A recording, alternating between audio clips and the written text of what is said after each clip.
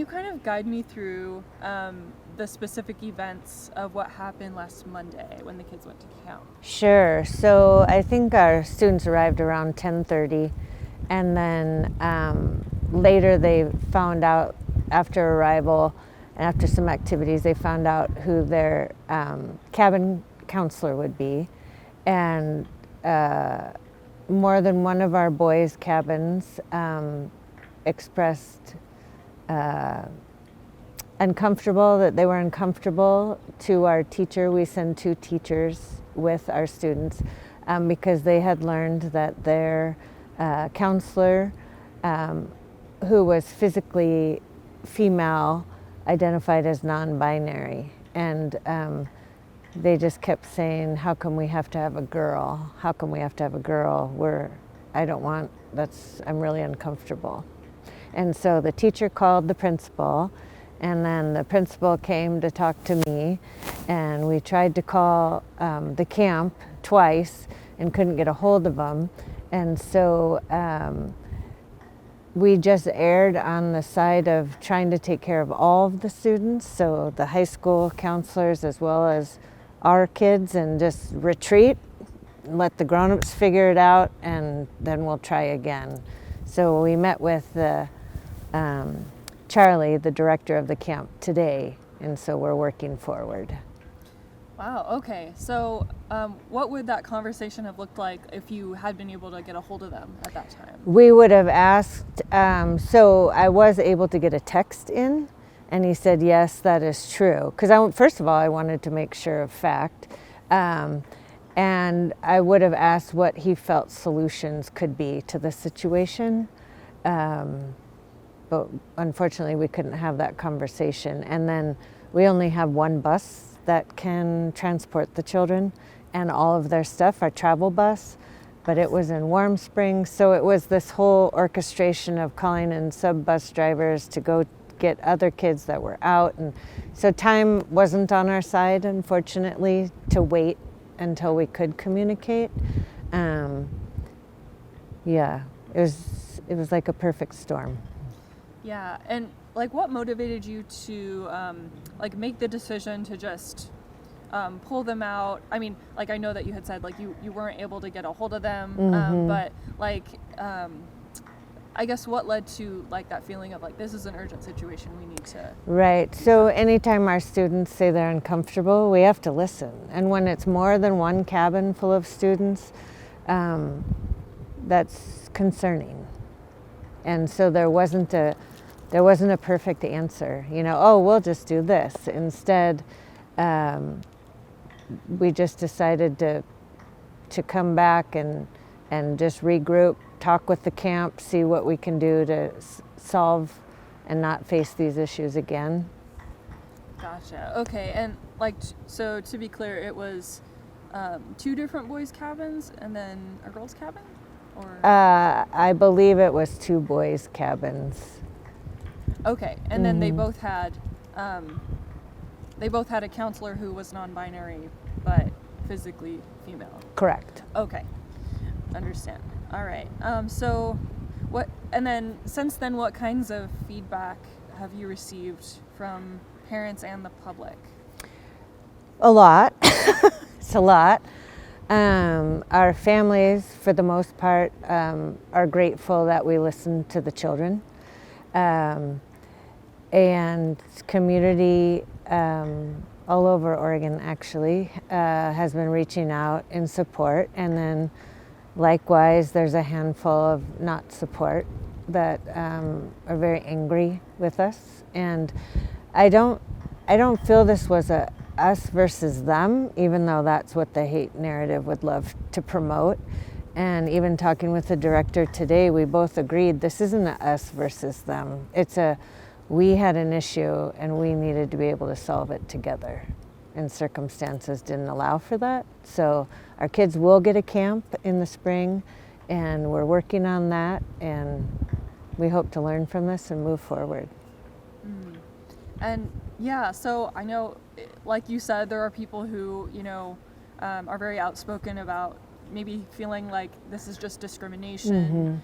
I mean, yeah, I guess what would be your response to that, and then what's the school district's stance on those issues? Sure, we vehemently stand for equal rights. We have students in the the whole LGBTQ, IA2 plus gamut in our district. They're wholeheartedly supported and embraced. This was a situation that we felt retreating would respect the students, all of them. But unfortunately, that's not how it turned out for the high schoolers. We couldn't picture how any rearranging of things at the camp would not make them feel singled out. So just remove everybody from the situation, let the adults figure it out and make it better. Yeah. Gotcha. Okay, so if the school district had like all of the information about like who the counselors were going to be and everything, how would you have presented that to parents? What options would you have presented? The director and I both today, we were talking about how communication before the camp ever starts was missing, and so we both need to do a better job of communicating the vision and goals of the camp and the structures and protocols for counselors, for campers, and those sorts of things. So yeah, we would have communicated a lot better. Gotcha. And so, I mean, given that, then, yeah, I know you had that conversation today. What are things going to look like moving forward with your relationship with Camp Tamrack? Yeah, we have always had a great relationship with them, and I don't think that that's going to change whatsoever. And we continue to move forward, and we're working on communication tools from Camp Tamarack and from our district to give to families and students and families of potential campers. Gotcha. Okay. Let's see here. Are there any details that I've missed that you would like to share? I'm trying to think of other specific details about the situation, but let's see.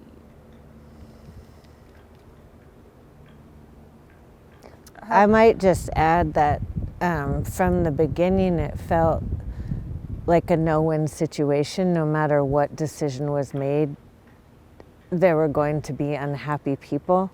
And so the district felt like taking all of the children out of it